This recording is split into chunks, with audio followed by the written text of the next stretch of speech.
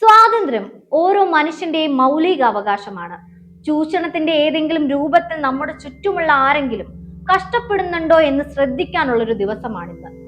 ഇന്ന് അന്താരാഷ്ട്ര അടിമത്ത നിർമ്മാർജ്ജന ദിനം. ചരിത്രത്തിലെ ഏറ്റവും ഇരുണ്ട ഏടുകളിലൊന്നായ അടിമത്തം ഇന്നും ലോകത്തിന്റെ പല കോണുകളിലും പല രൂപങ്ങളിൽ നിലനിൽക്കുന്നുണ്ട്. എന്തുകൊണ്ടാണ് ഡിസംബർ 2 ഈ അന്താരാഷ്ട്ര അടിമത്ത നിർമ്മാർജ്ജന ദിവസമായി തിരഞ്ഞെടുത്തത്? ഇതിന് പിന്നിൽ ഒരു ചരിത്രമുണ്ട്.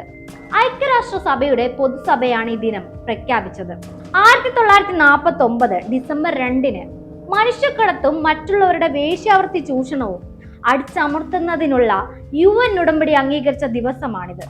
അടിമത്തത്തിന്റെ ആദ്യകാല രൂപങ്ങൾ ഇല്ലാതായെങ്കിലും മനുഷ്യക്കടത്ത്, ലൈംഗിക ചൂഷണം, നിർബന്ധിത ബാലവേല, നിർബന്ധിത വിവാഹം എന്നിങ്ങനെയുള്ള ആധുനിക അടിമത്ത രൂപങ്ങൾക്കെതിരെ പോരാടാൻ ലക്ഷ്യമിട്ടാണ് ഈ ദിനം ആഘോഷിച്ചു തുടങ്ങിയത്.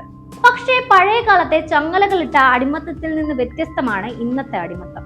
നിർബന്ധിത ജോലി, കടക്കെണി, വീട്ടുജോലികളിലെ ചൂഷണം, ലൈംഗിക അതിക്രമം, ആയുധധാരികളായ സംഘങ്ങളിലേക്ക് കുട്ടികളെ നിർബന്ധിച്ച് ചേർക്കുന്നത് എന്നിവയെല്ലാം ആധുനിക അടിമത്തത്തിൽ ഉൾപ്പെടുന്നു. ലോകമെമ്പാടുമായി ഏകദേശം 5 കോടിയിലധികം ആളുകൾ ഇത്തരം ചൂഷണങ്ങൾക്ക് ഇരയാകുന്നു എന്നാണ് കണക്കുകൾ പറയുന്നത്.